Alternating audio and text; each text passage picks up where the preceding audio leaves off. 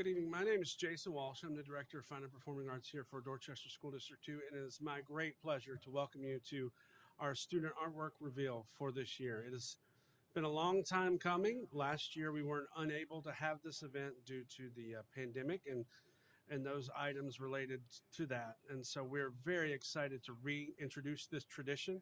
It's a long tradition here in Dorchester School District 2 that was started by a gentleman who I get the great privilege, to introduce, who started this tradition, and that is Mr. Larry Barnfield.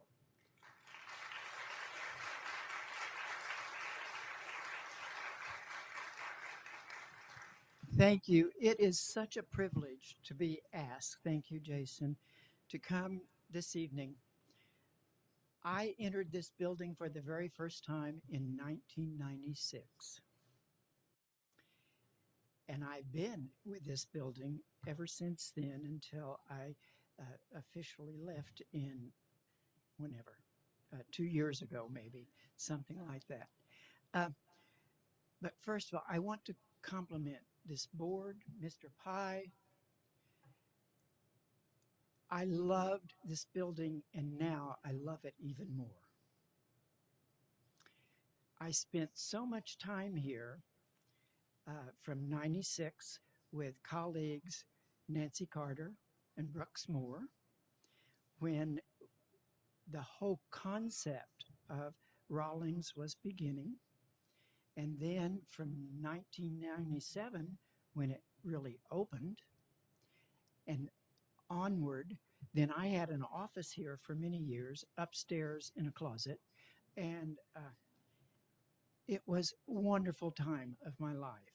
Then in 1999, we did the first unveiling, which I am so proud of the community and all of you, the administration, teachers, that for these many years, the tradition has continued.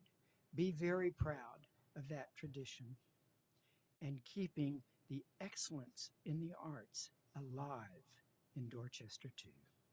It's my pleasure to be here. Thank you so much.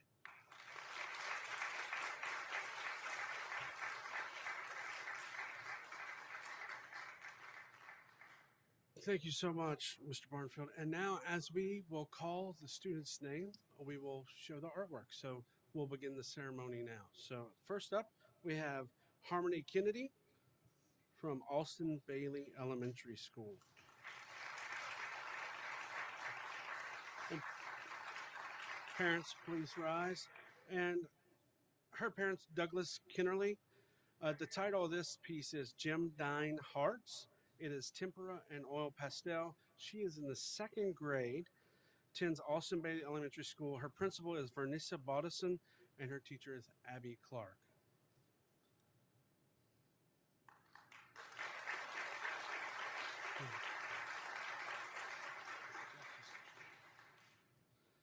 Next up, from Knightsville Elementary School, we have Ella Nedrow.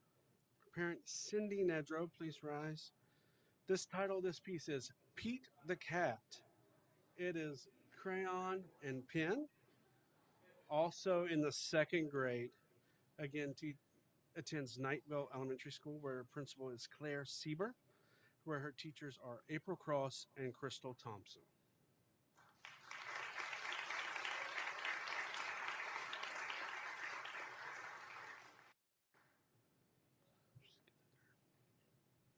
Up next, we have Kaylee Tonzola, parents Stephen and Danielle Tonzola, and the title of this piece is Jellyfish. It is colored pencils and Sharpies. She's in the 8th grade, she actually attends Ashley Ridge High School now in the 9th grade. Her principal is Dr. Michelle Leviner, and her teacher was Jennifer Harkleroad.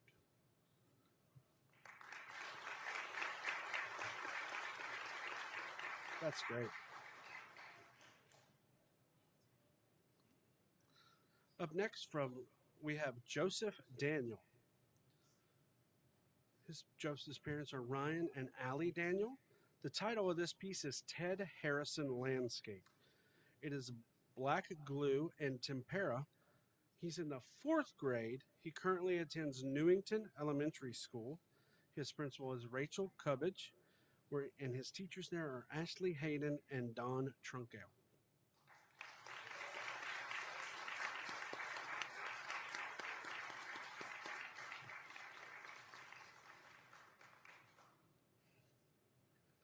Up next, we have Megan Ritter, parent John and Melissa Ritter. The title of this piece is Harvest. It is done in color pencil. She is in the 12th grade. She attends Ashley Ridge High School. The principal there is Brooke Matthews. Her teachers include Catherine Ellis, Sarah Dennis, Dontre Major, Carly May, and Natalie Schweiger.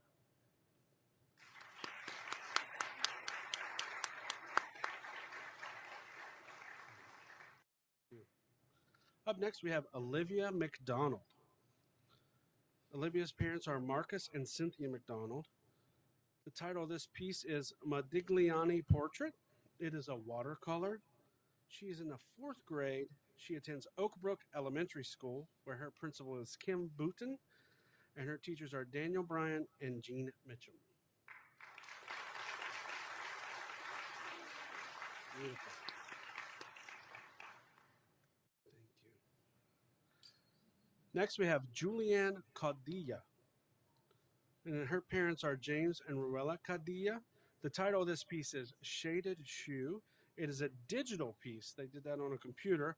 She's in the fifth grade. She's currently attending Rawlings Middle School in the sixth grade. Her principal is Renee Harris, and her teachers are Letitia Ewick and Jana Hooks.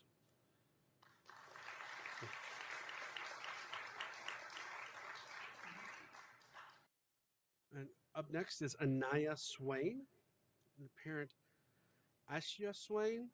The title of this is Thermospheric Bliss. Its media is color pencils and whiteout pen. They're currently in grade 8, attending Oak Brook Middle School. Principal is Matthew Legree, and her teacher is Deborah Judy. Thank you so much. Up next is Sophia Jansen. Parents Jason and Jamie Jansen. The title of this piece is Dragon Eye. It is colored pencil.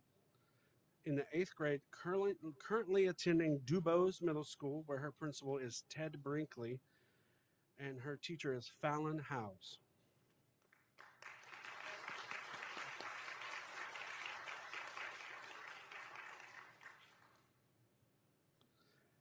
Now we have Lily Smith.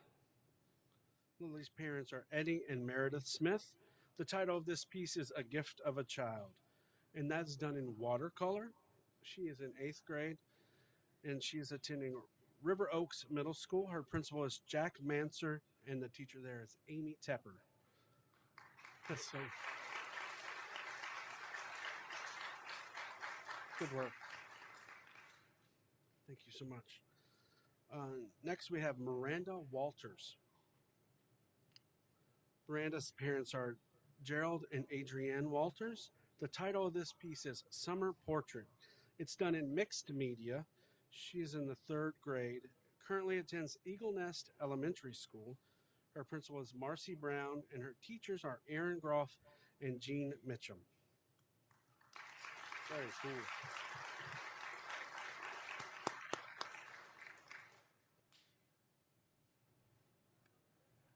And next we have Kayla Rivero. Her parents, Lawrence and Lorraine Rivero. The title of this piece is Surreal Portrait. It's done in pencil. She's in the 8th grade, currently teaching Palmetto Scholars Academy. She's transferred. Her principal, Patrick Pye, and the teachers were Elise Hurley and Meg Scow.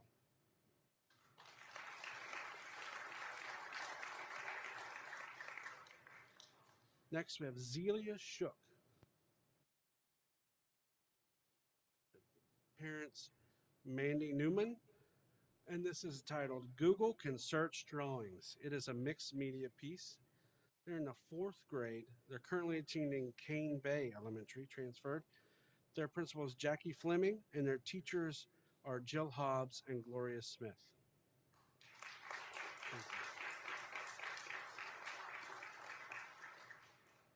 Up next, we have Isabel Stairs. Parents Joshua and Melissa Campbell, and Mark and Stacy Hafer. I'm sorry if I mispronounced that. This is a 3D piece. It's a pinch fox. It is a ceramic. She's in the fifth grade. She's currently attending Rawlings Middle School of the Arts in the sixth grade. Her principal is Francina Gerald, and her teachers are Tara Stafford and Emmanuel Ogbonna. Great job.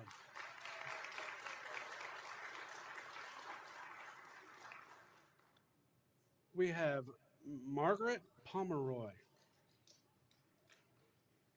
Parents are John and Sandy Pomeroy, and the title of this piece is Cupcake. It is chalk, pastel, and glue on black paper. She's in the fourth grade, attending Flowertown Elementary School, where her principal is Carrie Ball, and her teachers are Carly Horton and Tanya Tompkins.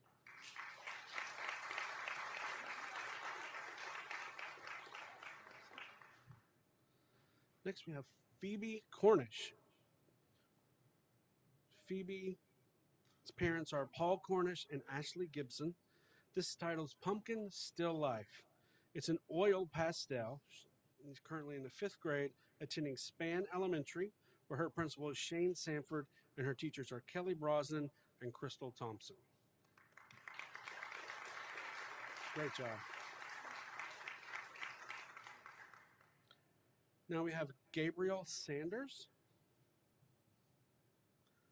His parents are Olivia Sanders Herndon. The title of this piece is Optical Illusion. It is digital art. He is currently in the fifth grade, attending Fort Dorchester Elementary School, where his principal is Annette Pletcher, and his teachers are Jacqueline Welsh and Ashley Pruitt.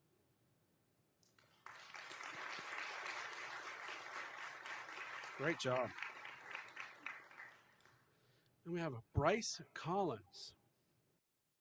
Parents are Samuel or Kelly Collins. The title of this piece is The Lighthouse. It is colored pencil. They're in the fifth grade, currently at Somerville Elementary School, where their principal is Katie Barker and their teacher is Tamara Casa.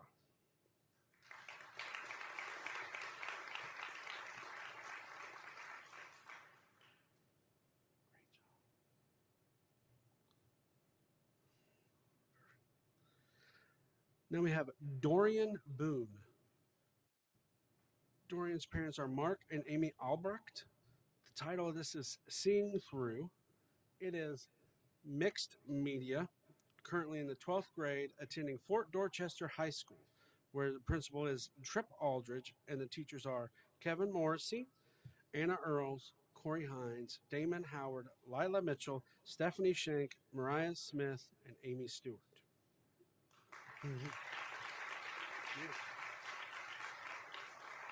Thank you so much.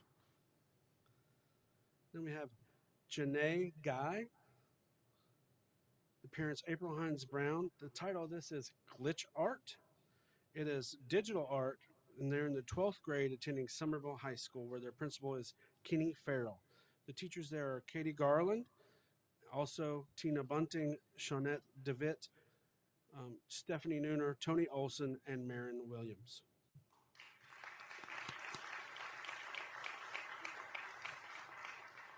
Now we have Hannah Nichols. Parents Joseph and Nicole Nichols.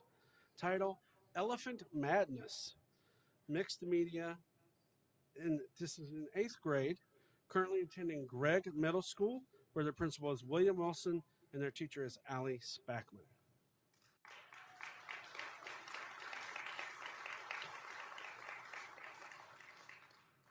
Molly DeBerry. Molly's parents are Nicole and Robin DeBerry. The title of this piece is Galaxy Collage. It is mixed media. She is in the 4th grade, currently at William Reeves Elementary School. The principal is Natalie Hayes, and her teachers are Carrie Miller and Amanda Poppel.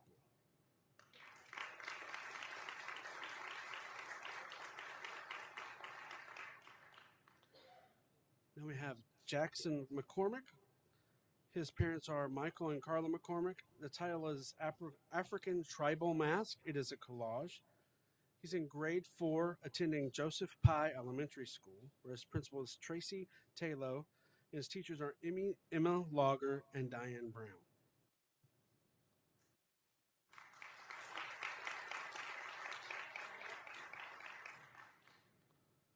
And lastly, we have Ankeli Gabriel Gomez. His parents are Renee and Martha Mendez. The title of this piece is Sunflower Still Life. It is an oil pastel. They're in the 4th grade, currently attending Windsor Hill Arts Infused Elementary School, where their principal is Robert Nooner. The teachers there are Amanda Evans and Vanessa Van Leeuwen.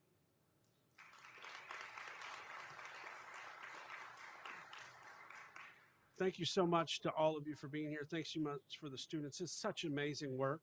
I am constantly amazed at all the things that our students can do, but they could not do all those things without the support of the amazing school board, Mr. Pye, and especially caring parents. And so, as we transition from this to the normal school board meeting, I want to make sure to say thank you to everyone in the room for taking the time to support the excellence in art here at Dorchester School District 2. It is an amazing place, and thank you and happy holidays.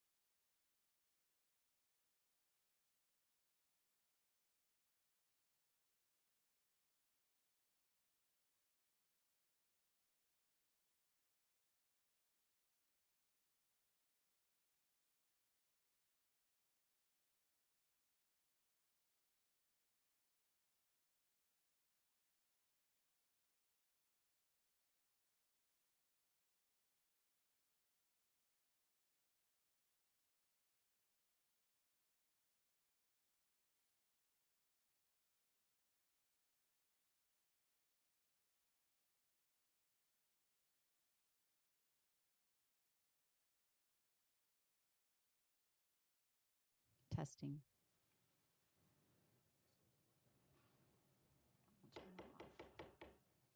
Good evening, everyone. Welcome to our board meeting of Monday, December the 13th. I am going to call this meeting to order, and to begin with, I need an approval of the agenda, please. I move to approve. Mr. Robinson made a motion. Mr. Farnsworth seconded that motion. Any discussion? All in favor? 6 with 1 absent. Okay, I am going to turn this time over to Mr. Brian Mincham for the moment of reflection. Good evening, everybody. The holidays are a wonderful time for reflection and gratitude. One thing that I like to do at this time of year is think about things that happened this year and put plans in place for next year. I try my best to think about the positive and enjoyable moments and how they made a difference in my life. I would encourage all of you to take a moment from the hustle and bustle of the season and take time to remember your joys and share them with the most important people in your life. Blessings to you and yours. Merry Christmas and happy holidays.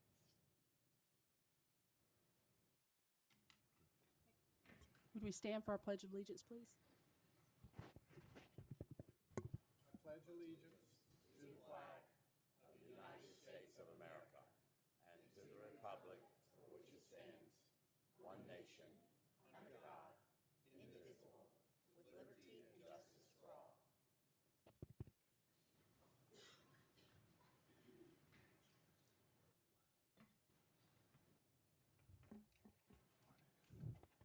Okay, next on our agenda is our school highlights. Ms. Rayner.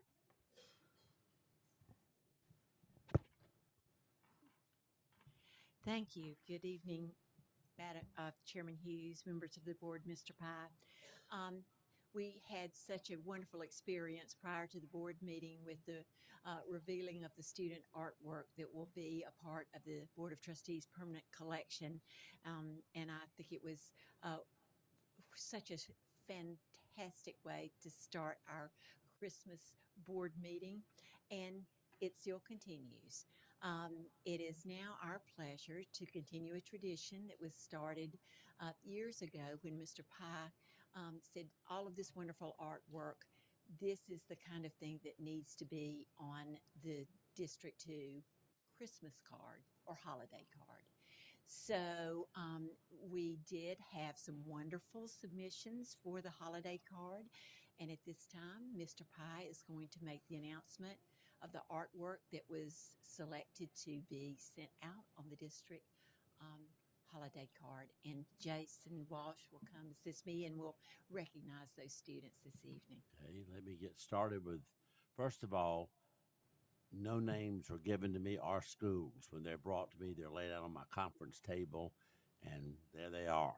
Because the only criteria that I give Mr. Walsh in earlier years, Mr. Barnfield, was that since this was a holiday card, it needs to be something that reminds us of the holidays.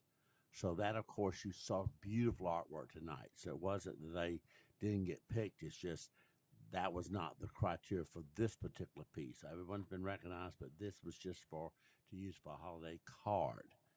And so I'm supposed to pick one winner. The first couple of years I did. The last couple of years, it's 2 winners. This year, it's 2 winners, but 2 honorable mentions. Y'all, it was difficult. I really wanted to pick every one of them. Trust me, there was none that I could put back there. When you got to start doing something, if you can't pick one, start eliminating. Well, there was nothing to eliminate because I imagined you not knowing the grade level the child was in or, what their backgrounds might be. You want to make sure that you're recognizing potential art, not just the theme, but I've taught art before and I've done enough with fine arts to know that's what we're all about is what is the potential for these students to grow and through things like this where they get recognized and like the music students are performing, the band students perform. This is their chance to show their parents and the public what public school is teaching children in the arts. So with that said, the first one, I'm going in the order, I guess, that I have it here. The 2, I'm not sure, the 2, I have to see them to remember. Oh, I like them all. How do I possibly remember? Um, it's not leveled here, which is which. Are they in order? The first two are the winners, and honorable mention. That's the way it should have been. Okay, making sure I don't mess this up and upset somebody, thinking you gave them something, then took it back from them. All right. So the very first one is Ava Stairs. She's a sixth grade student at Rawlings Middle School of the Arts. The title of her card, Christmas Wonderland. Can you make it any bigger? Can you enlarge it up closer where we can see some of the detail? First of all, what struck me about this is see the sun in the background and then how they put the caps of the trees, the side of the building, the side of the steps. They've captured the sun shining down to show you that. Those are the little things you look for. The tracks. So the tracks was obviously Santa Claus on the sleigh. But look at the lights, like we all have lights, many of us in our homes. You see the lights around the house, but look right next to the door on the left. There's the plug with the light actually plugged in. Those are wonderful little details that's more than just imagination. This was real to this student as they captured this scene. So congratulations, Ava, being one of our honorable mentions. Next honorable mention is also from Rawlings Middle School of the Arts, seventh grade. The title is Teddy Bear. Now look how simple that is. But it doesn't have to be fancy to be good, to remind us of the holidays, especially with the red bow and the Santa hat on top of the bear. Very simple, but it captures the mood of the holiday season. So hats off to that one. That's wonderful. Now, for our coat winners, the two that were named is the winners of this contest or this program. Mary Busco, 12th grade at Somerville High School. 'Tis the season. Look at the reflection on those ornaments. Tell me that is just not over the top. That looks very professional. I had to double check and basically was accusing the student, not knowing her, of using a photograph. This looks too real to capture. That's the kind of artists we have in our district. All right, and the next one is Ortega Damaris, an 8th grade student from Oak Brook Middle School. Her title of her picture, New Friend. Now look at that. Isn't the holiday season about friends? Is it not welcoming people that may be different than us? In this case, it's an animal. But to this young girl, she's treating this animal as if it were one of her many friends. And so it's very special that young students at this age are learning that the world doesn't just revolve around them.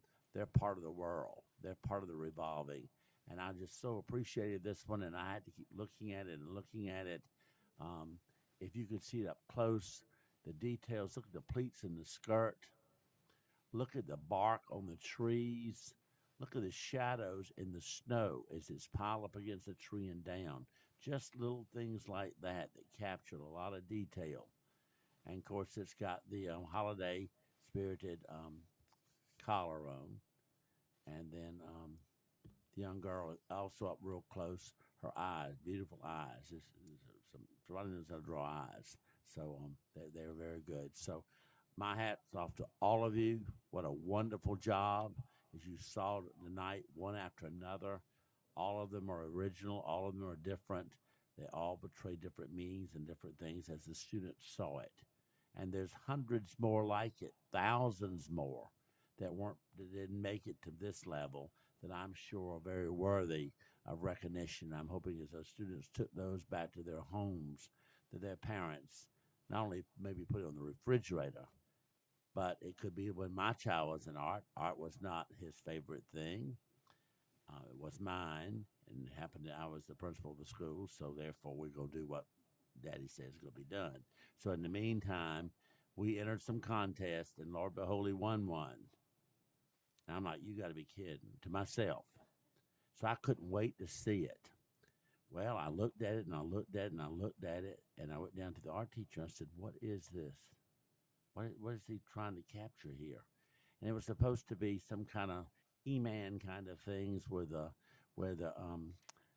weaponry was there and they were blowing people up with the rockets and all this stuff. A submarine was underwater. I couldn't figure out what's the boat doing under the water. Well, that was a submarine, dummy. You should know that. So again, he was so excited about that. And there was a child that did not want to be in art, fussed the entire time, was so proud of his work. And so how could we not be proud? So that's what it's all about, exciting kids to want to go back and want to do better. And as they see modeling on other students doing. So it's more than just coloring out of a coloring book or what have you. They're now putting it to paper. And we have all kind of things from still life to real live scenes to self-portraits. I mean, you name it, we've had it. Exquisite work. So I want to thank Mr. Barnfield for all the work he did in developing our fine arts program. All he wanted to talk was his time at Rollins. Folks, we had a great fine arts program before Rollins. We have a better one because of it, because everyone couldn't get in. There was a demand of how can we offer arts in all of our schools. That's why it's there. It's a quality art program in every school in this district, first class. And so if your children's school is putting on a program, I suggest you go check it out. Board members, you too. It's quality everywhere you look because we have magnificent teachers teaching in this district at all of our schools. And thank goodness that we have things like art and music that encourages kids to want to come to school, want to learn, and find out maybe they have the potential someday not only to have a life hobby, but also have a life career path. So that's what it's all about, exposing kids to all the things that helps them to see who they might become. So thank y'all so much.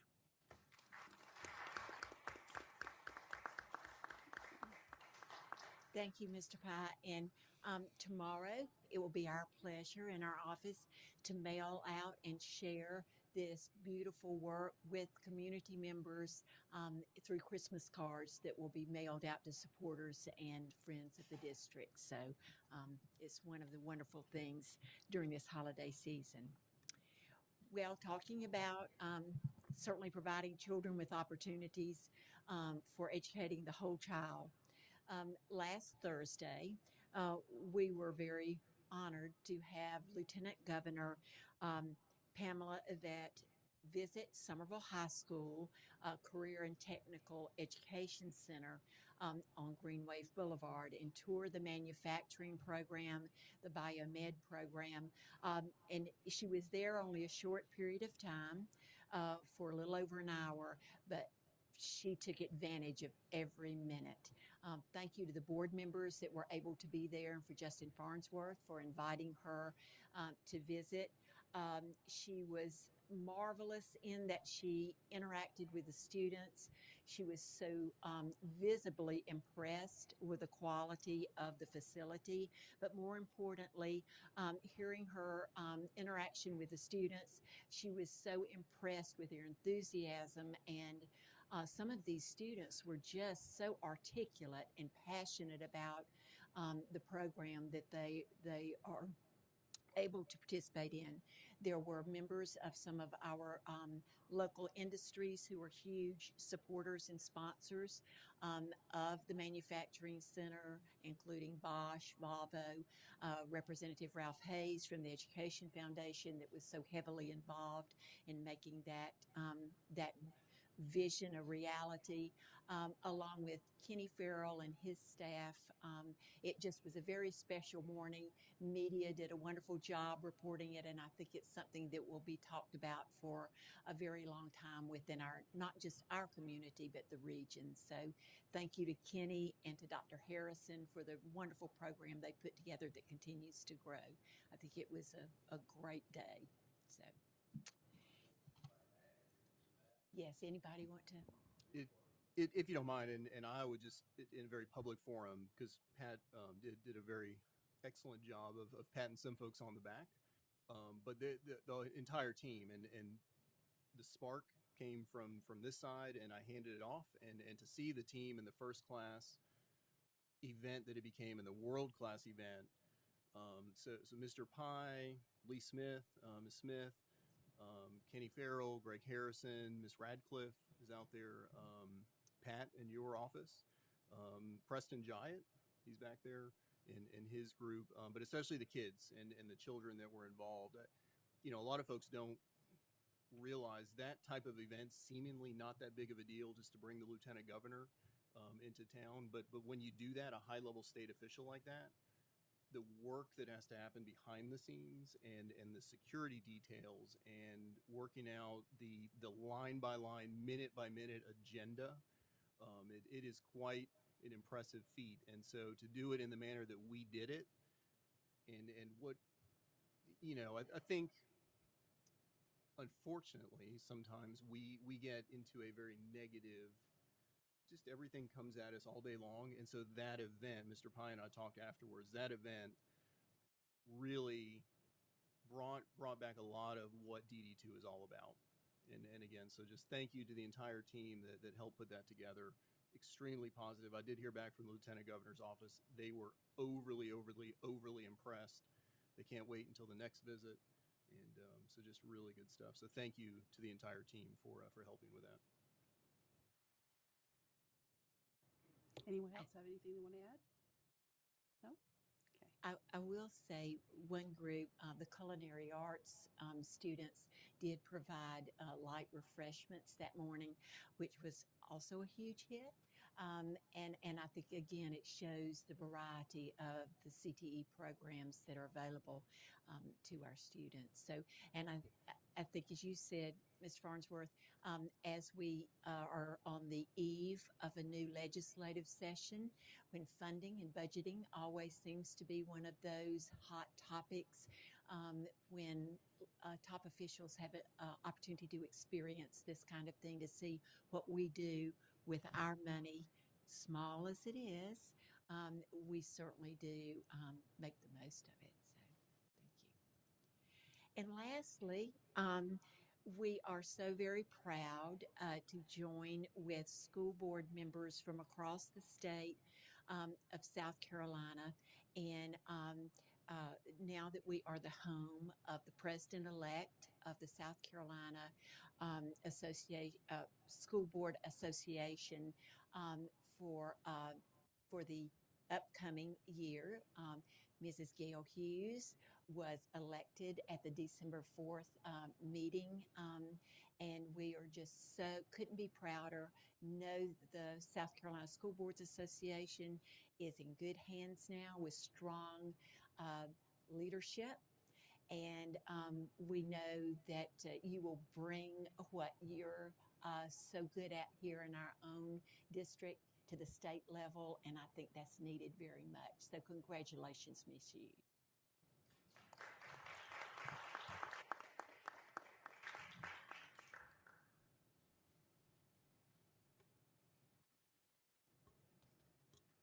Okay, we're going to move on to public comments on agenda items, and I have one public comment on agenda item. That is going to be from Ms. Erica Miller.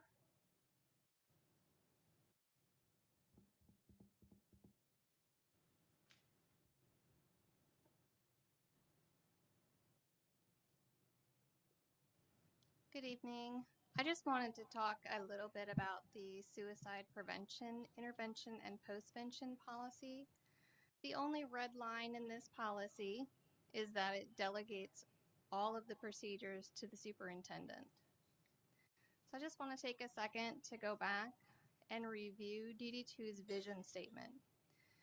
DD2's vision statement states that Dorchester District 2 desires to be recognized as a world-class school district, expecting each student to achieve at his or her optimal level in all areas. If this is the goal of the board, if this is your goal, the board needs to operate in a manner that reflects this excellence. in everything that you do. The policy does not reflect this caliber of excellence or world class. It is the board who is responsible for creating policies, and we expect the board to be thorough in each policy revision, collaborating with appropriate people. However, there's a loss of transparency when the procedures are delegated in full with no report back to the board for approval or the procedures. I also looked in the student handbook. There's absolutely nothing in there. I don't know what your procedures are today, but they cannot be found. There are many districts that have created policies. They have already done all of the work, such as the American Foundation for Suicide Prevention. I've left a copy of a model school district policy on suicide prevention for your review. It covers everything you would like it to cover: prevention, intervention, parental involvement, development, and implementation of a crisis response plan, and sample language for the student handbook. I'm requesting that this policy be sent back to the policy committee to create a plan that is documented and transparent to parents. Thank you. Thank you, Ms. Miller. And I do have a copy of that paperwork that she was referring to, the model policy.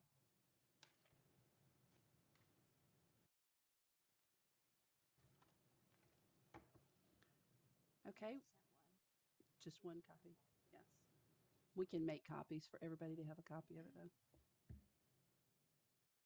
Okay, we're going to move on to our approval of the minutes. Board members, in your packets, you should have received the regular meeting of November 22nd and the called meeting of December the 2nd.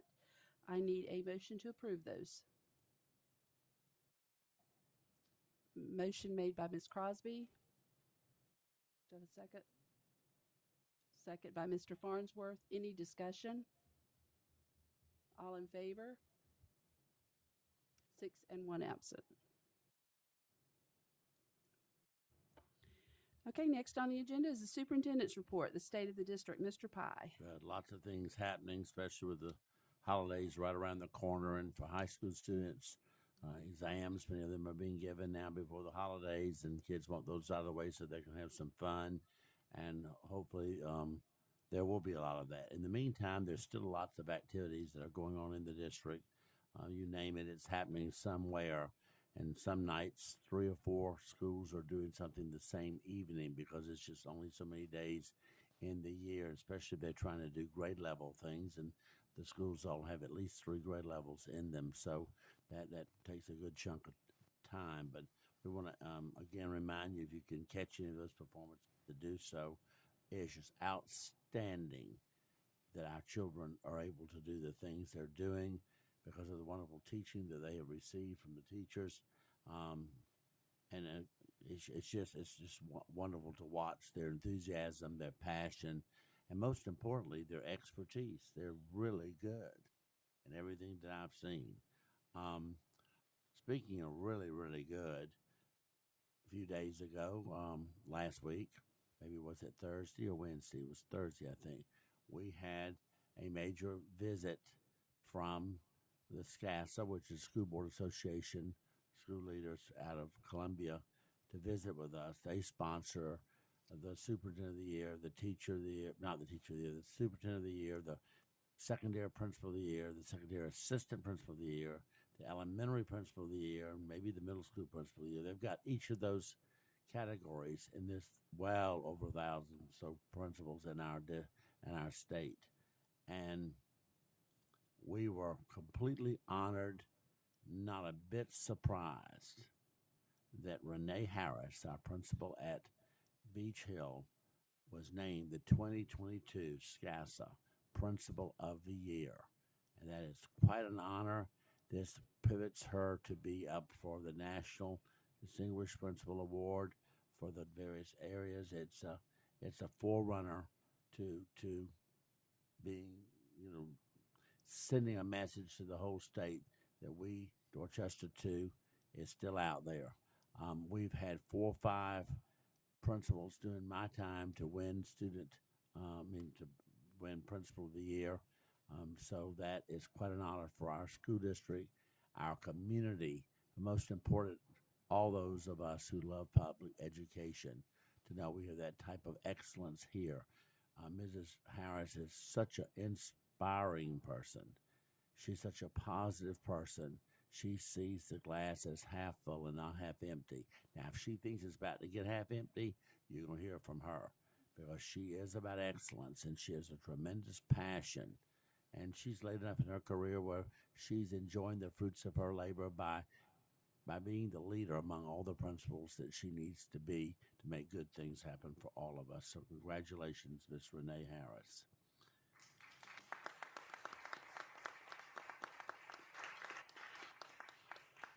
More than in recent years, we have lots of folks, I'm not sure they're tired and now they're retiring or what, but we've got some choosing to go different paths, and there are lots throughout the district. Since this is basically I'm in charge of this house, I want to definitely bring notice of my team. I couldn't ask for a better staff than I have. There's all of you sitting out there, whether you're one of these or not. We make decisions together. This is a shared leadership model. This is a hands-on model, and this is, as the mission statement says, our goal is to be world-class by working together as a team to take nothing and make a lot out of it. And we've had funding problems. We've had explosive growth. Yet again, no one has used that as an excuse for us to back off, and we continue to do quite well. But with that said, it's a sad day for me to say goodbye to any of our leaders, especially they're on my team. All four of these serve on my cabinet. So these are very personal people that have worked with me for many years. I know them well. They know me very well. And we share the same philosophy about putting children first. And it's really going to be hard without them, because they've learned to speak up, even though they might not at first. They do eventually. When I ask them, I need you to weigh in, they come to the table and they weigh in. They were just doing that just tonight. I don't know if y'all felt that or not. That doesn't happen most places. It never happened when I was in the seats where they are. All that started maybe 20-something years ago, and it's made our district stronger. And hopefully we model this for our principals and our teachers and our community in our community members. So with that said, we have 4 people retiring. We have Dr. Glenn Huggins. We have Miss Julie Canarans.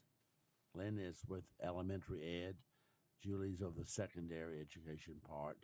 Tony Capoletti, special services, and Pat Rayner, our public information officer. So we wish you well.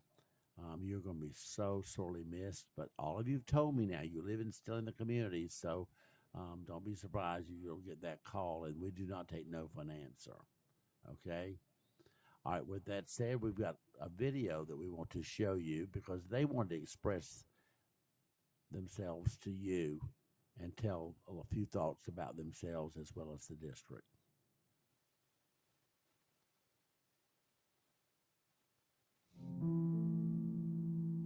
First, I think it's Dr. Huggins. Well, I just want to say it's been an honor to serve here in Dorchester District 2 as the Assistant Superintendent.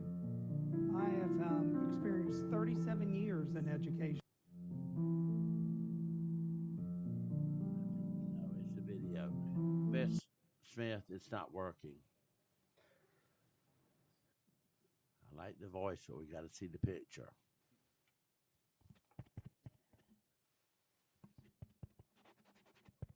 There you go. All right, let's see what happens now.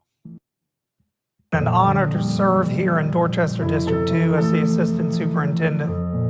I have experienced 37 years in education, 14 years here in Dorchester District 2. I want to say I am grateful and thankful for the opportunity and the privilege once again to serve here.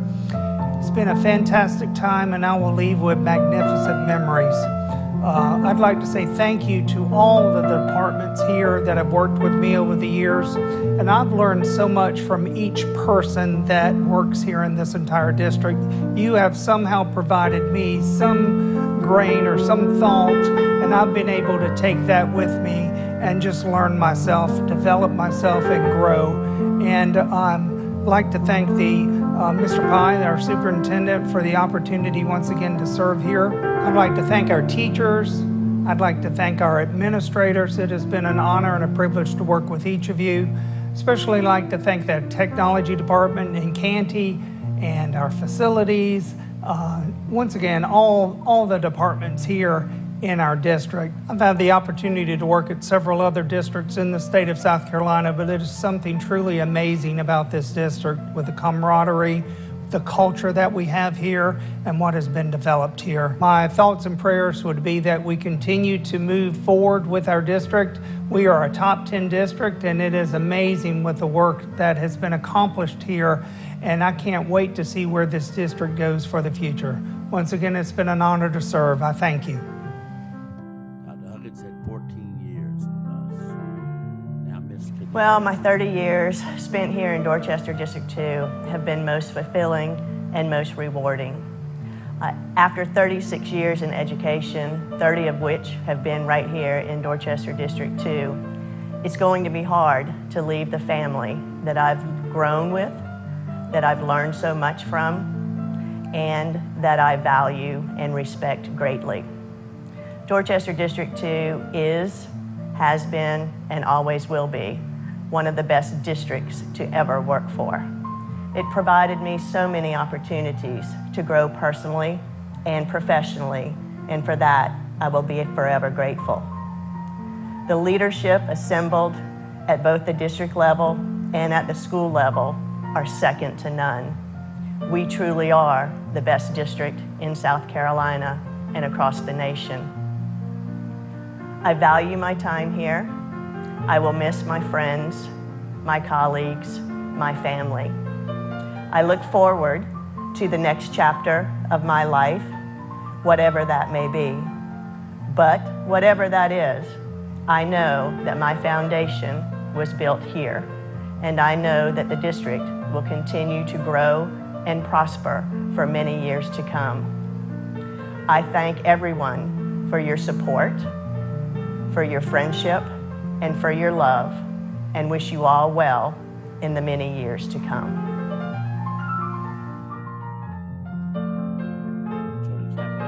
Good evening. This is a wonderful opportunity for me, so I appreciate it very much to say thank you in so many ways to so many different people. I am retiring in December, ending my career after 49 and a half years, and it's been a wonderful career. I've worked in many districts across our state. I've worked at the State Department, and I can honestly say I am so happy that I'm finishing my career here in Dorchester School District 2. With Mr. Pye as the extraordinary leader, he's given me so many opportunities 2 times to work in this district, to become the leader that I did become. So it's been a pleasure to work here, not only with Mr. Pye, but to every department in this district. For many years, I was in the curriculum instruction side of the district, and also now in the special service department. And the communication we have with each other, and the support that our superintendent, our board, and every department in this district has given to students of special needs is extraordinary. You know, we have our goals, we have our mottos in this district, and the best one is students first, and it means all students. And I've always appreciated that. The interventionists in our district are the backbones of Dorchester School District 2. I want to thank them so hard for making every program we have ever initiated work and work well for the better needs of our students. Our principals and our administrators have just been fabulous. They lead in a way like no one else does. They're in the trenches every day.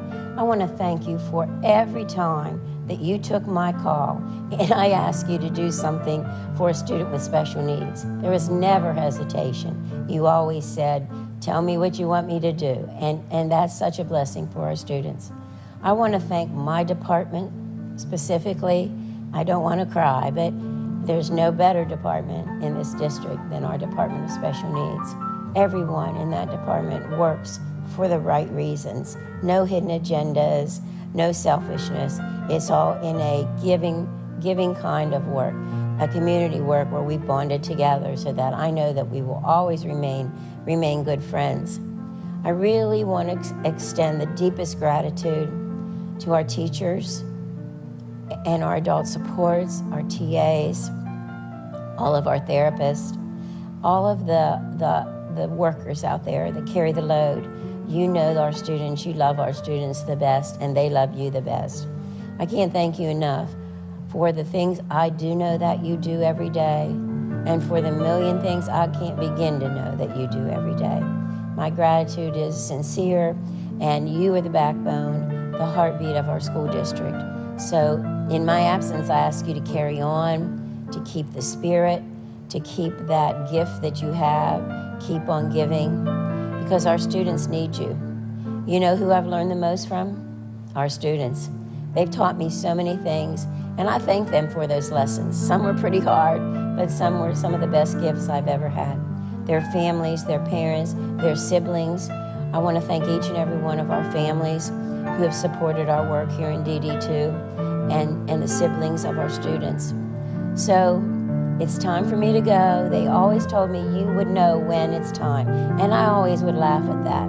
But somehow about 6-8 weeks ago, I just knew it was time. And so from my heartfelt gratitude to all of you here present and all of you listening, I want to thank you. God bless you all, and I'll try to stay in touch.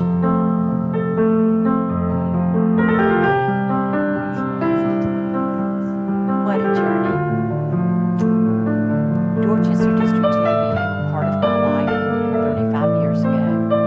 As a parent, as a chronic volunteer, as a PTA leader within the district, the state, and on the National PTA Board. And recently, 20 years ago, I was named Public Information Officer. During that period of time, in this extraordinary position and experience to tell the story of Dorchester District 2, it has confirmed with me what a very special district this is in the lives of so many. To the District 2 family, thank you for trusting me with your stories to share with the community. I appreciate the support of the school board, Mr. Pye, and other members of the leadership team for their trust that they put in me during times of celebration and during times of challenges. However, when it's all said and done, we are in the best district in the entire state and nation as far as that goes. Now, for the next part of my journey, I will be once a volunteer, always a volunteer. So don't be surprised for a Pat Rayner sighting in schools across the district in coming months. I intend to spend time with my family and my grandchildren, but Dorchester District 2 is always going to be a part of my life and in my heart. Merry Christmas to everyone. Thank y'all so very much for all you have done for us.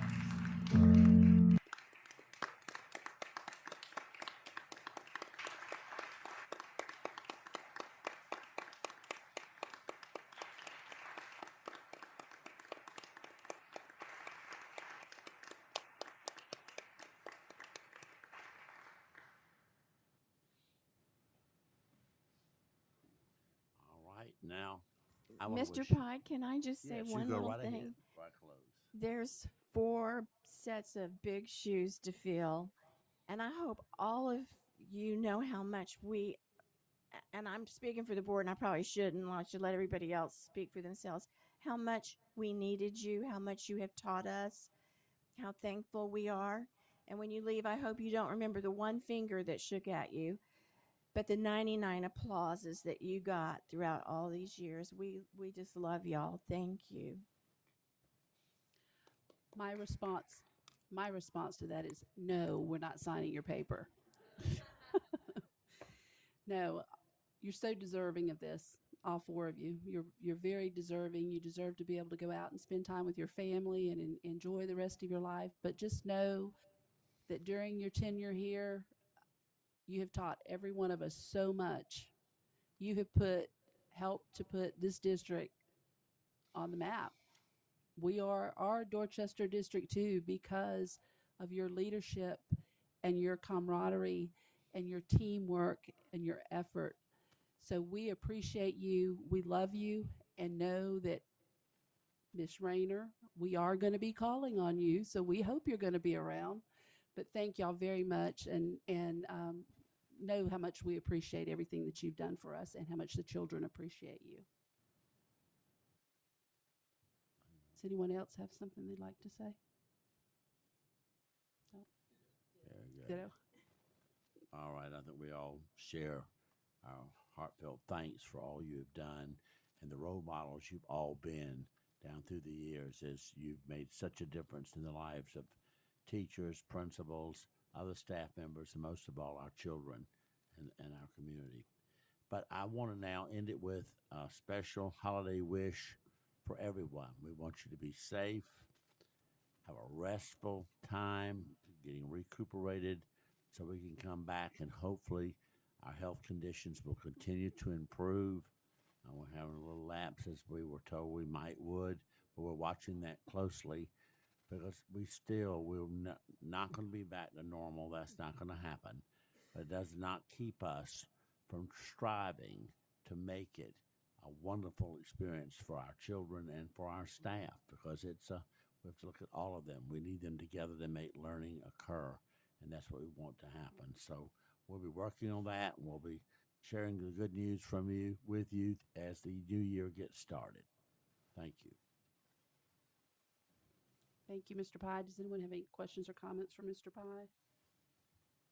Okay, we're going to move on to our personnel report. Board members, in your packet, you should have received the personnel report for our resignations and the recommendations for the 2021-22 school year. Does anybody have a problem with doing that in open session? Okay, I need a motion to approve those. I'll make the motion to approve. Motion made by Ms. Robinson. Do I have a second? Seconded by Ms. Wimberly. Any discussion? All in favor? 6 and 1 absent.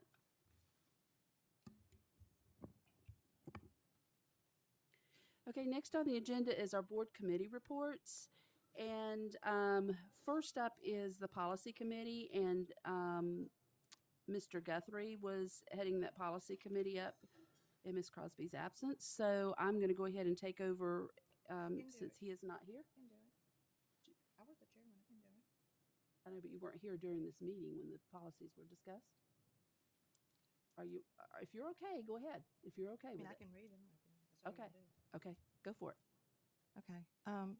For second reading, we have ADF, District Wellness, IHAC, Social Studies Education, IKFR, Graduation Requirements Administrative Rule, JLDBB, Suicide Prevention, Intervention, and Postvention. Okay, coming from committee, we need no second. So I need, do we need discussion? Do we have any discussion? I wonder if we should relook at one of those before we bring it back. Do y'all feel that way? Which one are you referring to? The suicide prevention one. Okay, so we would like to send the suicide prevention back to committee, which is policy JLDBB. Okay, so we're going to pull that one out and send it back to committee.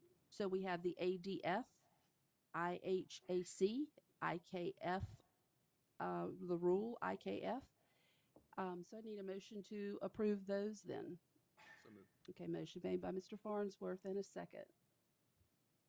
Mr. Mitchum, any discussion on the three of those? Just very quickly, I just want to say thank you to Ms. Miller, and for the public, that's how it's supposed to work. So as we go through these policies and as this stuff comes up, if folks have questions or concerns, this is obviously very new information for us. Yes. So we're always willing to look at something, which is what you see tonight. So again, so thank you for that. And I would just urge folks to keep track of that process and help us do the best that we can.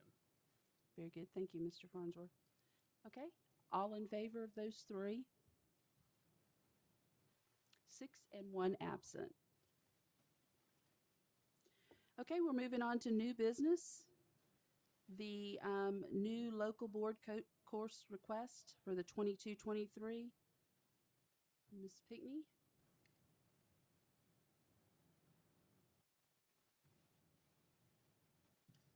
Good evening, Chairwoman Hughes, Mr. Pye, and members of the board. I stand before you this evening to receive approval for our 21-22 local board approved courses. I feel like I need to give you a little bit of background just to refresh our memories, because it's been a while since I've been before you concerning local board approved courses. Our state issues what's called a state activity coding manual. And within that manual, the state lists every single course that we could schedule students in, along with course codes for those courses. If for some reason we as a school system would like to offer something that is not listed in that state activity coding manual, then I have to come before the school board to request these local board approved courses. So you should have received a listing of the current local board approved courses that we are utilizing this year. These are courses that have been in our system for many years, but of course, our students get to have IGP meetings with school counselors, and they get to decide from year to year which courses they would like to enroll in. So at first you'll see that long listing of various courses that students are currently enrolled in that are local board approved courses. And we have to go through the formality of having the school board just approve those from year to year. So in addition to that listing, I also have 2 new courses that I would like to implement. We would like to implement those as we move forward into the 22-23 school year. But before I move on to those courses, I want to make sure that I don't have any questions about the local board approved courses that we've been utilizing for years that you have in front of you. Just a quick follow-up.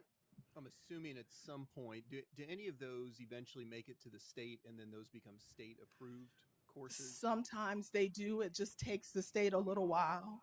And if that happens, Mr. Farnsworth, what we do is we stop utilizing our local board approved course, and then we pull the one from the state activity coding manual. Sometimes that does happen. Got it. Thank you. It may take a little while, but eventually sometimes that does happen. If I don't have any questions about the list, I'd like to talk to you all about the 2 courses that we would like to implement during the 22-23 school year. The first course deals with it's a special education course, and if you have that in front of you, I have some information there for you. Hopefully you receive that.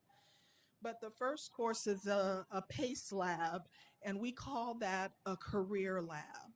And so this is a course for our special education students. Instead of working towards a high school diploma, some of our special education students must work towards something that we call a high school credential. And in this situation, to receive a high school credential, our special ed students have to actually receive 360 hours of work-based learning related to their IGP goals or their IEP goals. So students can actually start earning these hours during freshman year. So in this career lab, they learn the vocational skills that they need to help them with job placement after graduation or to help them live independently. The issue that we're having right now is our students are in these labs and getting these hours, but the state does not have a code that will allow them to get credit towards the high school credential. And we feel like that's wrong because they're putting in a lot of time. We really feel like they deserve a credit towards the high school credential for that. So we discussed this during a high school scheduling meeting. The high school principals attend that, along with our school counseling directors, Ms. Radcliffe. We have representation from the special education department. As a matter of fact, Hope Batten, my high school special education interventionist, was present, and she talked to the group about how this is an issue. And so we decided that we want to do something about it. Although we don't have a code from the state, we would like a local board approved course code so that we can give the special education students credit towards their high school credential. So that's the first one. The second one, it's a couple of courses that deal with comprehensive filmmaking. So you all know we have career and technology education courses. So right now, students who are interested in filmmaking, they may actually start out in courses that we have in the activity coding manual called media technology. In those media technology courses, students only have 4 levels. And in those courses, they explore the general field of communication and they focus on audio and media industries. What we're finding is that after the students complete the 4 courses, they're not satisfied. They want to continue on and they want to delve more deeply into filmmaking because that's their passion. I know that when we were at the Career and Technology Center last week, you all probably saw some of our WAVE TV students trying to get in on the action while the media was there with their equipment. And so they really have a desire to go beyond the 4 levels. So they want the opportunity to go on with these comprehensive filmmaking courses. And in the audience this evening, I actually have Miss Donahue, Kelly Donahue, who serves as their teacher. She's actually here in the back of the room as well. So we're wanting to add those additional courses because you know in our district, we're about giving kids opportunities. So we want them to have the opportunity to continue the study of filmmaking if at all possible. Those are the courses. So I would need the listing of local board approved courses approved for 21-22. And then if you would, I'd like to hear if you would like to approve those courses moving forward for 22-23. Okay, do I have And a I will motion? take any questions. Good. Yes, and I have people here in the, like I said, Ms. Donahue, Dr. Capoletti, and Hope Batten are here as well. Can we get a motion first so that we can go into the discussion for the questions and that? Okay. Okay. Okay. I've got a motion to approve the courses, correct? Right. The first set. Okay, I got a motion by Mr. Mitchell, seconded by Mr. Farnsworth. Any discussion on that first set? I just want to ask something. I think is wonderful, by the way, but we initiated a freshman course on our local level about 2 years ago. Do you remember what the name of it was?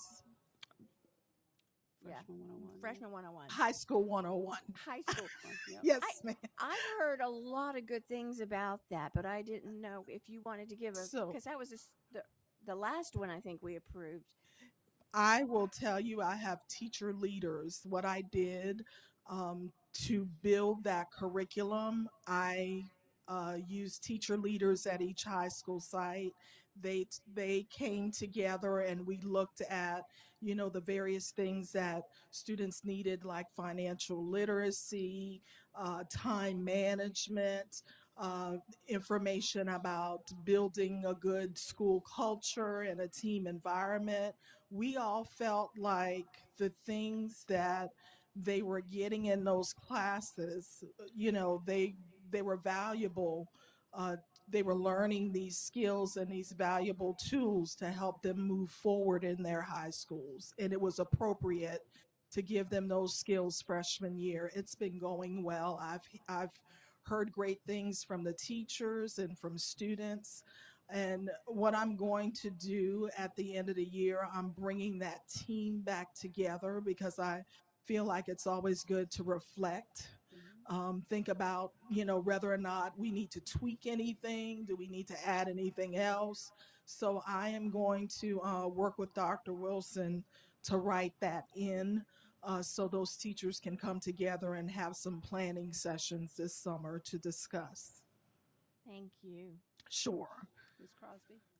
Whoop. Okay. Hold up 1 second. Ms. Crosby had her hand up over here. Oh, sorry. Go ahead. I have a question.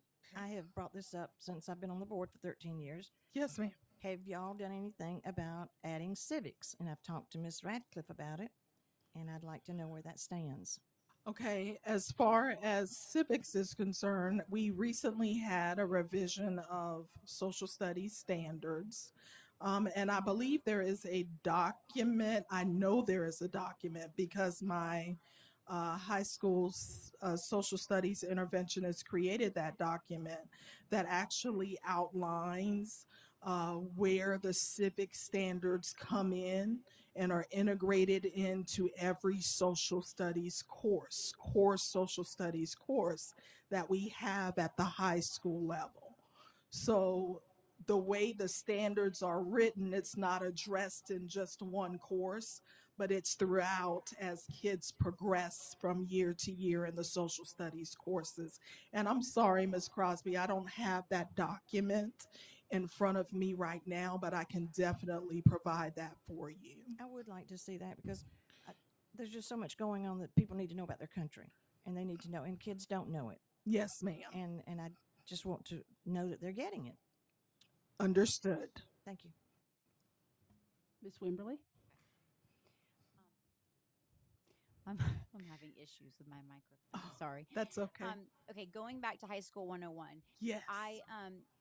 That is a requirement, right? Not an Right. elective. It's not, they are required, every freshman in our district, this is a decision that our district decided.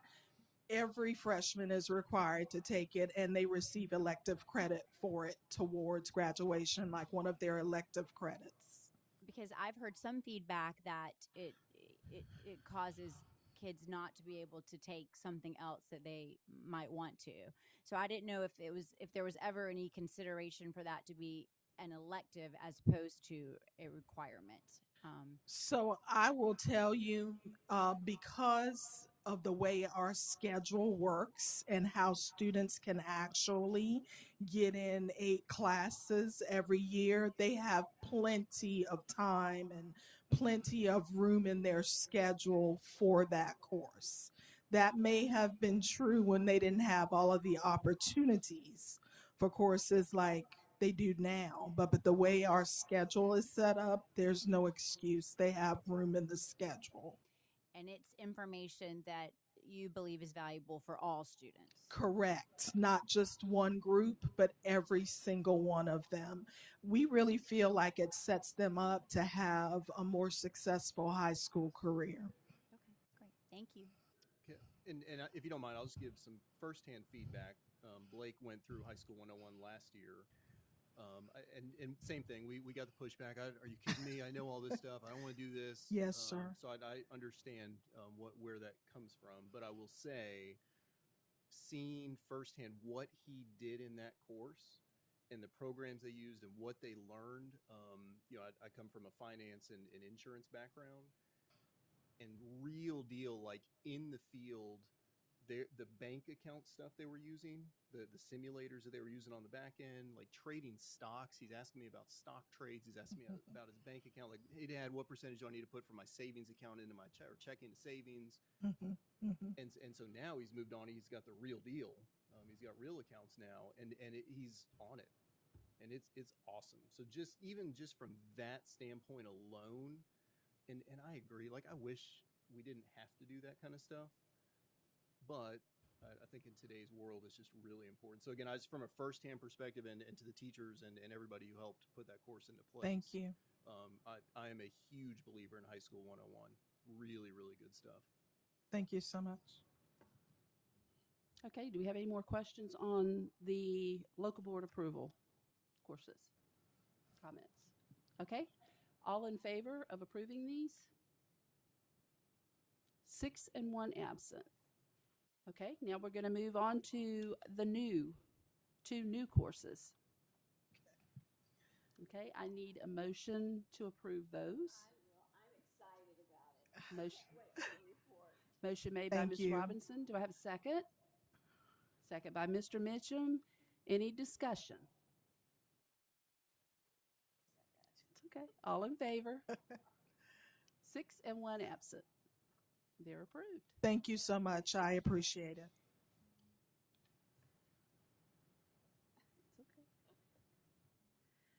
Okay, next on the agenda is our Dorchester District 2 Foundation update. Mr. Hayes.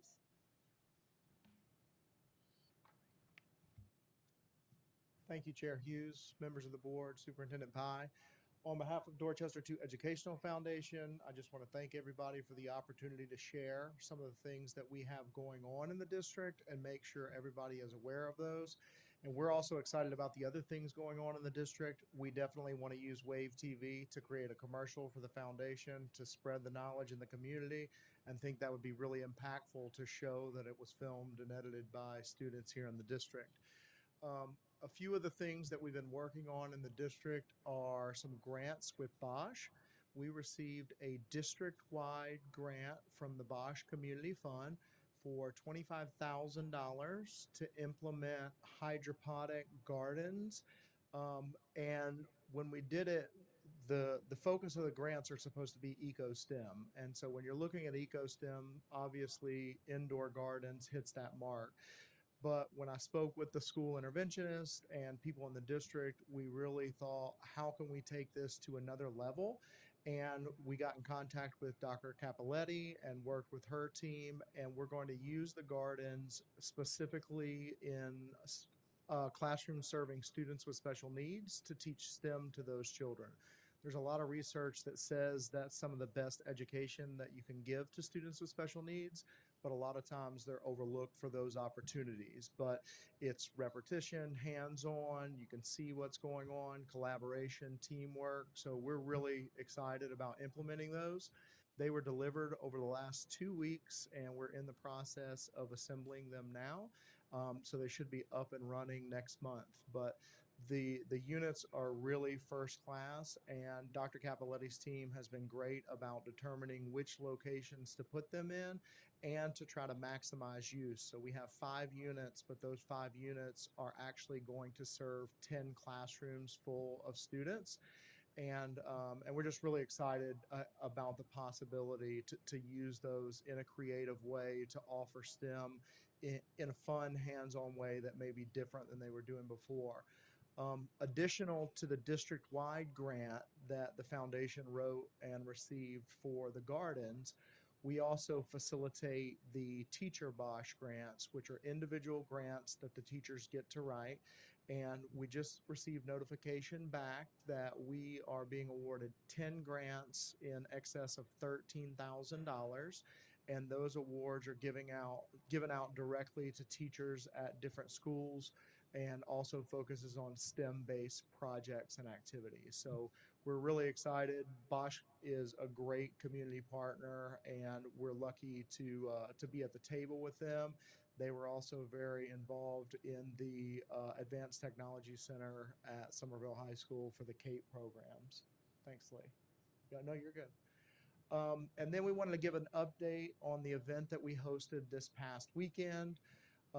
We had moonlit movies at McKissick, and we were really excited. It was the first time we've hosted this event. And just a little bit of feedback because it was the first event, and honestly, it was a trial and error. We didn't know how it was going to go. We had over 800 attendees at the event, and we were really proud that at the event we spoke to a county councilman and some of the people who were involved in raising the funding for the facility. And they personally told me that seeing the event the way it was the vision of the community coming together to help bring money to the table to do that event. A few other highlights that we were really proud about the movie event. We utilized the students at Fort Dorchester High School to make all of the banners for the sponsors. So these are high quality vinyl banners, just like you would go to a professional print shop to get made, full color logos, intricate designs. The students designed and put those logos on the banners, printed them out, and we had those displayed throughout the stadium to show support for our sponsors for the event. We also were very fortunate that we had over 40 volunteers, 30 of which were local high school students. We had a lot of people step up to the plate. We had student council, we had Beta Club, we had National Honor Society, we had Boy Scout groups, and these were our students who were physically there working the event and helping with the younger kids that were there. So it was really warming to see the engagement that they had with the young students that were there. They stayed and were asking how they could be helpful. But it was really great to utilize our own students to impact our district that way. We were also really thankful that the event was very accessible for everyone. I had several parents of students with special needs directly come up to me and talk about how it was a good event for them. And interestingly enough, the event was a true community event in that we had people from all walks of life there. We had very affluent people to people who are in our Title I schools, all working together, all having fun, all having a free night. And most importantly, the event brought in over $10,000 that, you know, we're going to be able to bring back in and funnel back to our teachers and students. So overall, for it being the first time we hosted the event, we were very proud of what we did. And again, it definitely wasn't me. There were a lot of people in the district who stepped up to the plate. There were a lot of people on the foundation board who were very involved in the process. Brian Rutherford and the athletics department who helped us with the facility and everything. It really was evident that everyone came to the table to contribute and they wanted it to be a successful event. So we were really proud of that. So, you know, we definitely appreciated it being our first time doing that event. Rolling on, another big project that the foundation just did, we just had Giving Tuesday a few weeks ago. That's always the Tuesday after Thanksgiving. That's a worldwide event where people give back to nonprofits in the spirit of giving during the season of spending. As a foundation, we wanted to give back to the Dorchester District 2 teachers, and what we were able to do through the leadership of our board was we funded 100% of teacher projects that were actively on Donors Choose. So Donors Choose is a third-party website where teachers upload projects that they're interested in for their class. And we came together and used our money to do that. But the great thing about it was the impact and the footprint that it left. It was 98 projects throughout the district at 22 of our schools. So it covered a lot of ground and really made an impact. The foundation spent $38,000 to do that, but it actually funded $68,000 worth of projects because Dr. Kenneth Wilson and Ms. Pat Rayner made sure that I knew when Donors Choose was going to have a match program, so it allowed us to stretch our dollars. So that $38,000 actually turned into $68,000 worth of supplies and materials. And the feedback that we've received from the teachers on that has just been overwhelming. So my name is the default name in the system for that, and just the number of emails, personal phone calls, thank yous in person that I've seen. I, I mean, it's truly humbling because we didn't do it in the course of getting that feedback, but just seeing people say like, "Hey, I never thought this project would be funded. My students are going to really love this. This is really going to make a difference." It's been really, really impactful for us. So we're so thankful to be able to do that. And one of the other great things with 98 projects, we saw things all across the board. We impacted high school students, we impacted elementary students, we impacted arts teachers and regular classroom teachers and everything in between. And more impactful than me, because I'm not there on the front lines, I would like to have one of the teachers who received one of those donations come up. Miss Iggledon is a teacher in our district, and she was fortunate enough to have a project on Donors Choose that we funded, and I'd love to just have her just talk about the experience from her standpoint.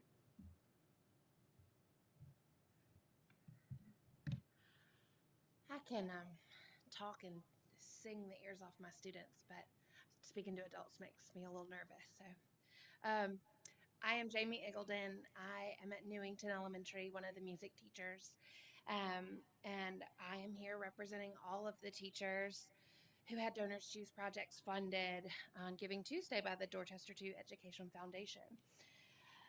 Donors Choose provides teachers an opportunity to tailor requests that fit the individual needs of their classrooms. And my project, look at my babies up there. My project was for 4 more junior-sized steel drums to finish out a class set. We've been working on it for quite a long time because now we can't share instruments, and so there's a lot of sanitizing and things that goes on. So it was really special to get these last 4 drums, so that every one of my kids gets to play at the same time. Tonight has been a really arts-filled meeting, and that's really touched my heart. So just to round it out, friends and family, I encourage you to support the Dorchester District 2 Educational Foundation, and I want to just publicly thank the foundation for the good work they're doing to support teachers and students. So thank you.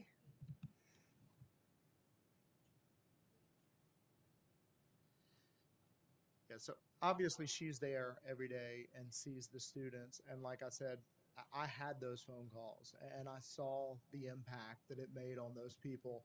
And just speaking on behalf of the foundation board, that's the type of impact that we want to continue to make. That's the type of impact that the movie night the other night is allowing us to make.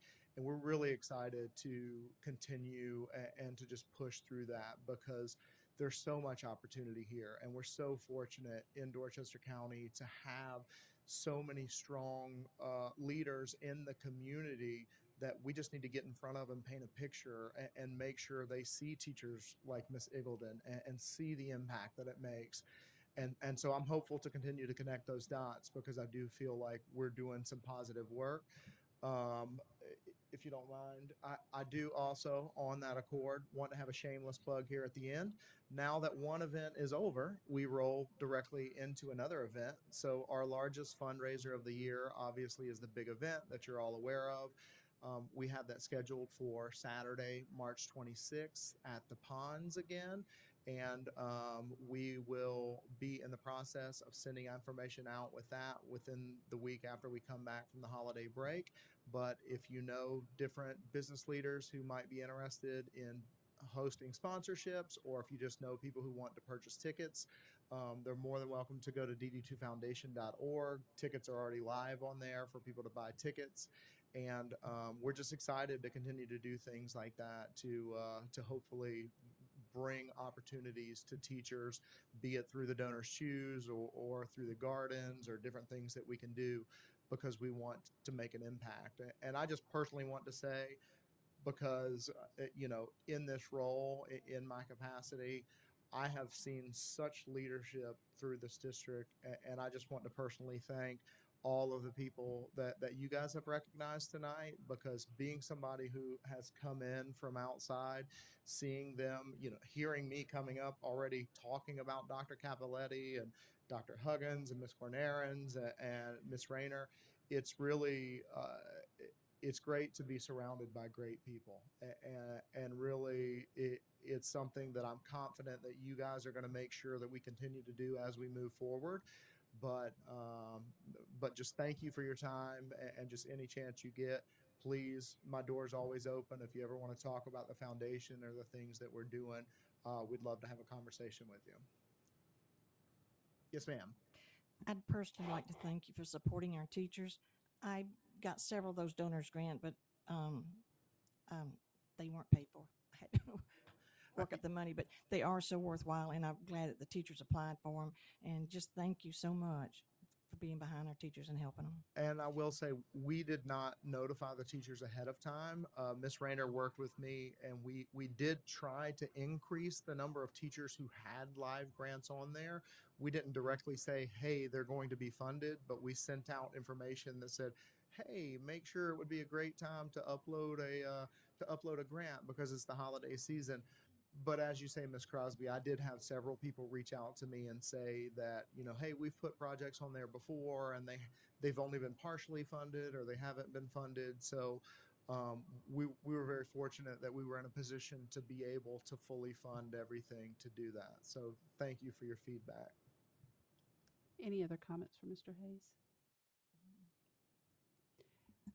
Ms. Wimberly, you are also on that foundation board. Do you have anything that you want to add? I am on the foundation board, and I would just like to add my extreme gratitude to Mr. Hayes, who has come in and definitely hit the ground running, as they say.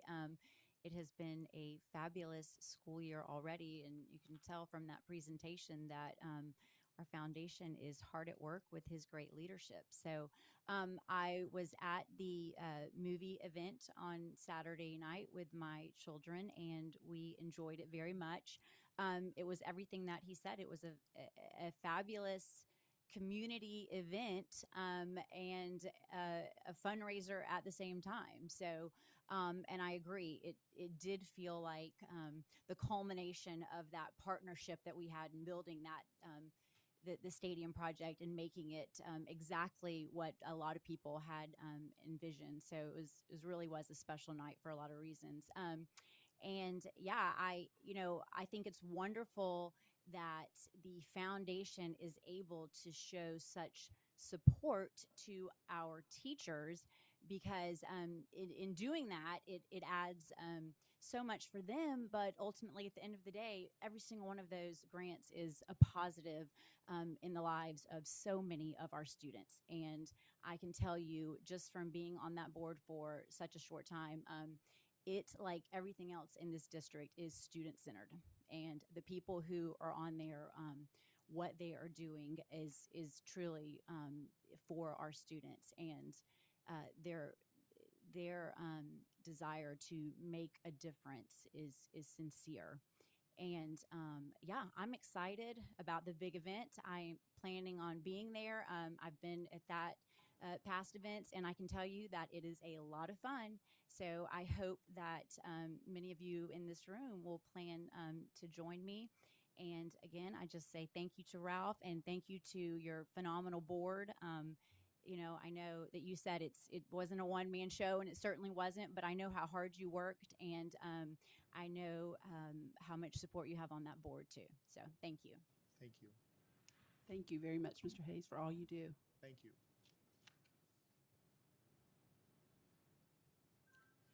Okay, next on the agenda is an update on the SCSBA Legislative Advocacy Conference. And we had 4 board members that actually attended the conference. Is there anything that anyone would like to discuss or talk about? Maybe something that you've learned at the conference, or go ahead, Mr. Farnsworth, start us off. Sure, I'll go quickly. As always, good conference. This one particularly, I enjoy. They will typically put together a panel of our state legislators, and so of course they were there So that's always a lot of really good information coming out of Columbia, what they're looking to do this next year, what they've done this past year. It is very, this year's panel, they had very, very opposite sides from the legislators that were present, which is a good thing because then you get to hear, kind of opposing sides. Someone would say something kind of out in left field, and someone would have to kind of bring him back and say, well, do you think about this? So that was always good. So a lot of takeaways from that. And then, of course, the other big piece of this conference talks about the funding. So coming up for the budget cycle and the legislative session coming up.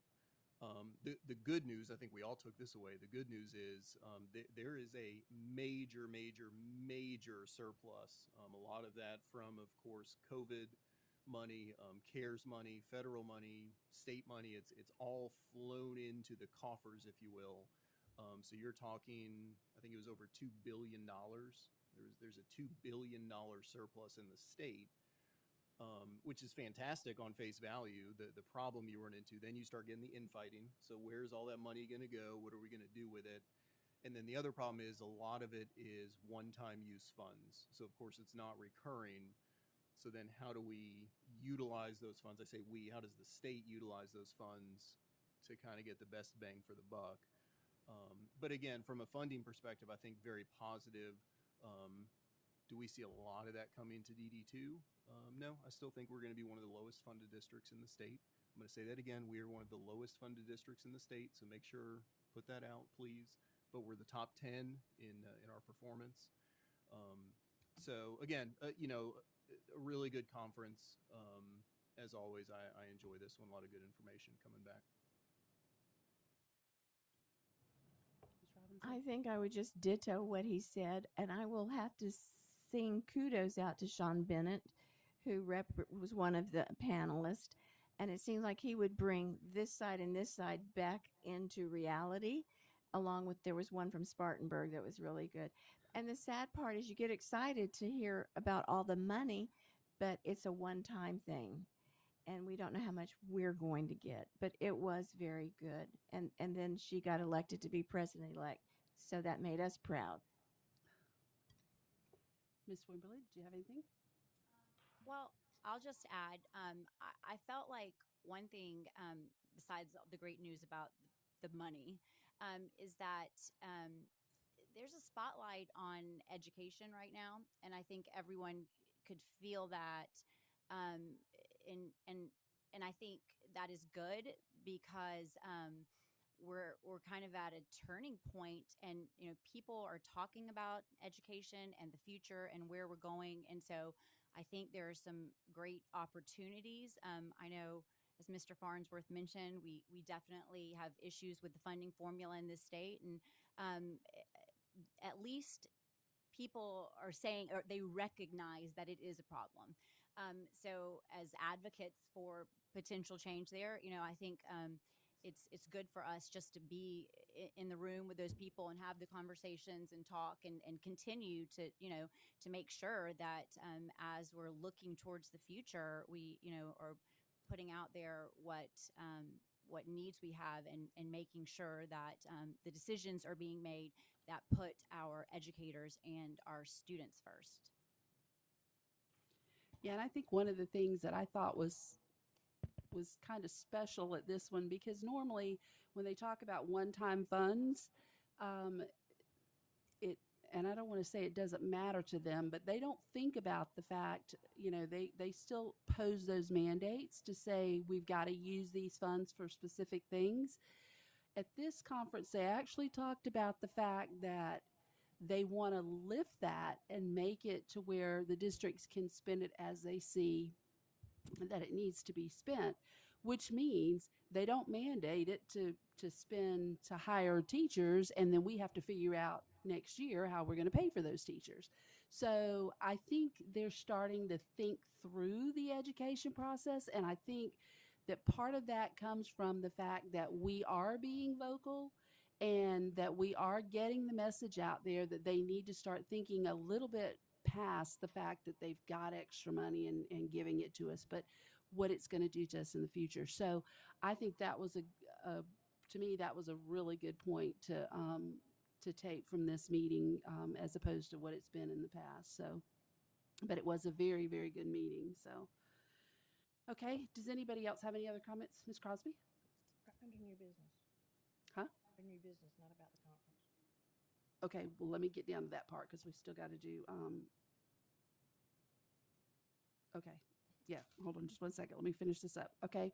So did anybody else have any other comments or anything that they want to make on this? Okay.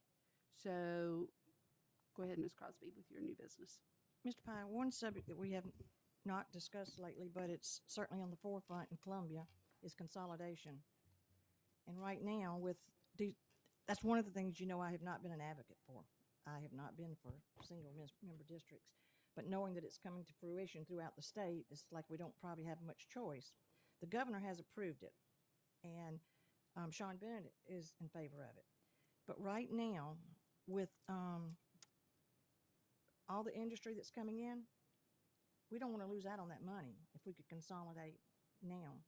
And right now, with an interim superintendent in Dorchester 4, it would be a good time also to maybe see about consolidation to have one superintendent. And the vocational schools right now are under county council, but they would also be under that consolidation then, not with under the county council anymore. So it's just something that I thought you might want to venture into before you leave us, and see if you can. Yeah, go ahead. Because like I said, the governor has already. We spoke to him this week, and he's for it. He said he would sign. Well, I've been approached by several folks in politics, and as we worked some years ago, there was definitely no real support at the grassroots level. But supposedly there is in both sides of the county, and we have so many new people, and it's hard to explain why we have two school districts. But my only fear I do see that economically it should be to everybody's advantage, provided all these new big companies aren't given in lieu of taxes. Because if we don't get the money, what good is it to build it will offer jobs to our community, which is important. But again, just because they located here does not mean they will. That might be why they're locating here. They don't have to pay anything to support the school system. And that's really the only place we can get the monies from. So, but there's an advantage of that and disadvantages. That's to be worked out by the politicians. But I've certainly indicated that if anyone needs me to do anything, I'm not opposed to any of this at all. I will not be a part of it, of course, because it takes at least 2 years, in my opinion. If you started today, you'd be 2 years out before you could begin to think about it. And then you'd probably wait till August to be able to implement it at the beginning of a new school year. So there's still some time out there, but I know that's coming back now. It comes back every so many years, but it seems to be picking up more steam this time around. Yes, it does. And I just wanted to bring it up so we could be aware of it and start thinking about it. One other thing, Ms. Hughes, if I may. Mm-hmm.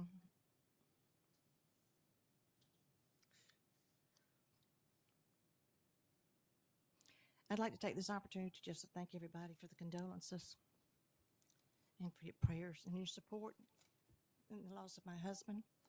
And I appreciate everything you've done and heard from you. Thank you.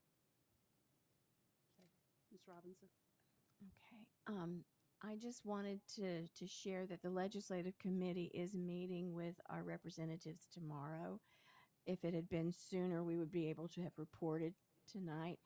But when we were at the conference and spoke to Sean a little bit, or Senator Bennett, I think you're right, Mr. Pye. I think they're really, really pushing the whole state on redistricting a lot of things.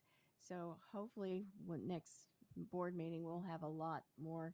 But we're meeting, the legislative committee's meeting, and they reached out to us too, which was very unusual. So we're glad for that. But we'll report that to you at the next meeting. Thank you, Ms. Robinson. Anybody else have any comments? Okay. We are going to move on then to public comments. And I have 2 public comments, and we're going to begin with Jason Brockert.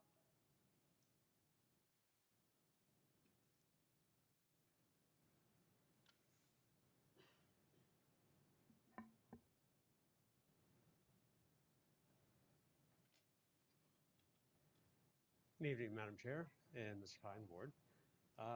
It's really good that we're nearing the end of the year. Everything's actually looking a lot better. Obviously, we've talked about the holiday trends. You've already mentioned a little bit. So enough about that. Stay diligent. What I really want to talk about tonight, well, what I need to talk about tonight, not that we don't, not that we want to talk about this, how we handle violence and threats and issues in our schools. Year to date, there have been 47 gun-related issues in the state of South Carolina in the various schools. Now, Dorchester has specifically had recent incidents ourselves. We already have rules that exist, so putting more rules is obviously not the solution. Some schools have metal detectors, the pieces and the means and methods, obviously we need to get there, but one of the larger issue, and especially the recent issue in Michigan has kind of laid this bare, mental health is something that we don't directly address. And I actually misstep a little bit. I might have spoken about the policies that were earlier read upon. The policy about health and wellness talks about physical health and wellness. Right? I want everybody to get exercise and eat well and try to be healthy, but at the same time, addressing our mental health is almost taboo. As I read through the policy and searched simply for the word mental, it's mentioned several times and almost always in a negative light. So it's not a policy change, but it's a shift in our way of thinking about it. And we think that somebody that has a mental health issue has problems and they need to be fixed. But, and I know it's getting cliche anymore, but the saying that it's okay to not be okay really needs to be emphasized. And if somebody needs help, they need to not feel bad that they need to get help. They need to not have to go and search out how to get help, because most of the ones that really need help are often the last ones to reach out for help, right? How many times somebody has noticed somebody else's behavior. And so we need to empower teachers to be able to escalate these issues appropriately. We need them to know that they have the full support, that if they notice somebody that needs help, that we get them that help. And before I close on a different matter, any of the DD2 families that have recently opted to not be with DD2, we're completely in the dark as far as what's going on. So don't lose touch with the previous DD2 families that are currently doing virtual or other, and try to get them back in the fold next year. Thank you. Oops, thank you, Mr. Brockert. Okay, next I have Brian Collier.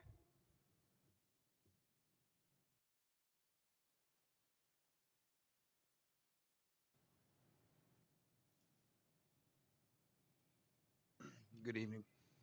Thank you for allowing me this time to address the board, and Mr. Pye, appreciate it.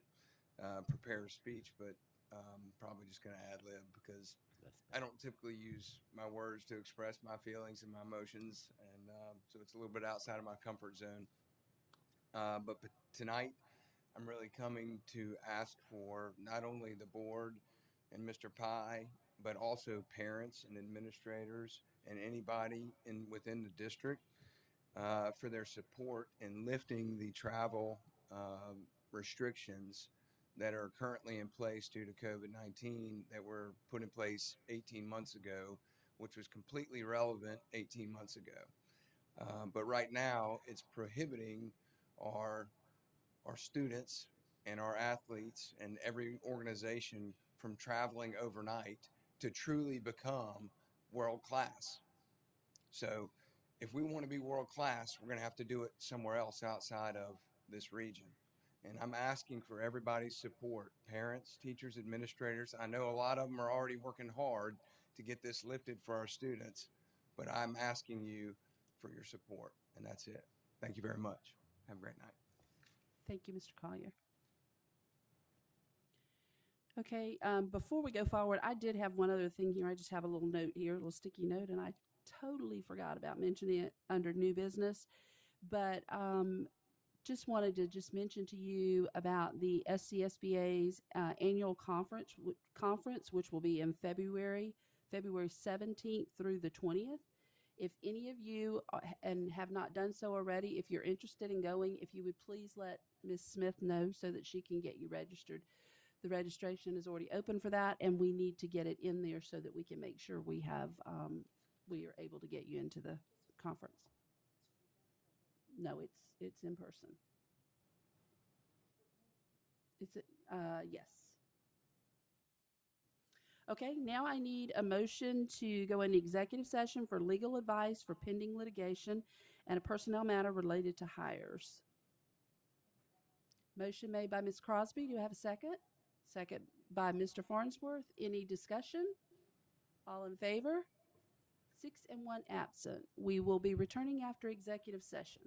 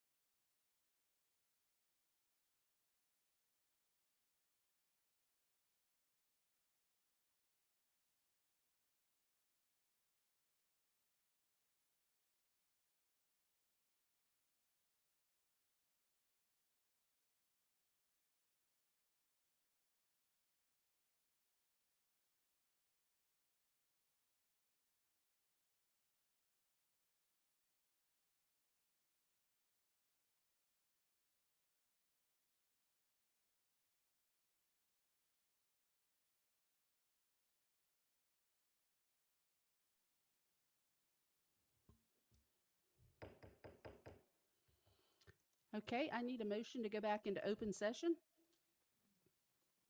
Motion made by Mr. Mitchum, seconded by Ms. Crosby. Any discussion? All in favor? 6 and 1 absent. Okay, I need, I think we have some action coming out of executive session. Yes, Ms. Hughes, I would like to move to reinstate the position of Executive Director of Middle Schools and to rename the Executive Director of Secondary Schools to Executive Director of High Schools. Okay, and that's on the org chart, correct? So yeah, on the org chart. Okay. Have a motion and a second by Ms. Wimberly. Any discussion? All in Well, favor? can I just say, we had this before. And when Mr. Casey left, Dr. Casey, it just wasn't filled. So in a way, we're mainly changing executive director from secondary schools to high school. Yeah, and we're clarify bringing that other one back because we actually removed it off of the org chart. Okay. So we're having to re-add it back to there. Right. So. Okay. All in favor? 6 and 1 absent. Okay. Madam Chair, I make a motion that our school board enter into a contract with the South Carolina School Board Association to assist in our search for a new superintendent of schools. Okay, I have a motion. Do I have a second? Second by Mr. Mitchum. Any discussion? All in favor? 6 and 1 absent. Okay. Is that all we have for the good of the district? I want to get clarification. I know I heard what you said about the secondary position. That's what it's called now, Executive Director of Secondary. We would be adding Executive Director of Middle. So we have a middle and secondary and elementary. But we're changing, you're right. Yeah, but we're just changing from secondary to director of high school. Okay, that's okay. Yeah. And then we're going to add the new position is the one director of middle schools. Okay, I just want to make sure I and heard to that just right. change the name from secondary school to executive director of high school. Yeah. Okay. No. Okay. Anything else for the good of the district? Who made that motion? Justin, Mr. Farnsworth, motion to adjourn. I need a second. I'll second. Second. Since Mr. Guthrie's not here. All in favor? 6 and 1 absent. Have a Merry Christmas, everyone. Yes. I didn't even have my thing turned on the whole time.